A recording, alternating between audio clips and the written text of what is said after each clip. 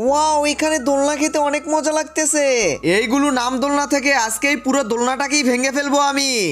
দোলনা ভাঙবে কেন?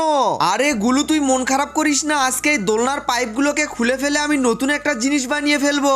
এই তো পাইপগুলোকে জোড়া লাগিয়ে মানুষের মতো হাত পা বানিয়ে নিলাম। এখন এখানে পলগুলোকে জড়িয়ে দিয়ে একটা কাকতারুয়া বানিয়ে ফেলবো আমি।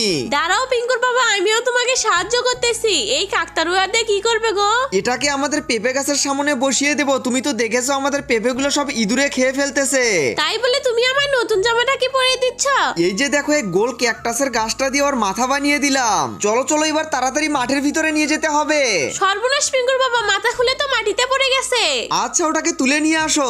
জামার ভিতরে স্পিকার লাগিয়ে মাঠের ভিতরে বসে দিলাম। এবারে ইঁদুর আসলেই ওকে থেকে ভয় পেয়ে যাবে।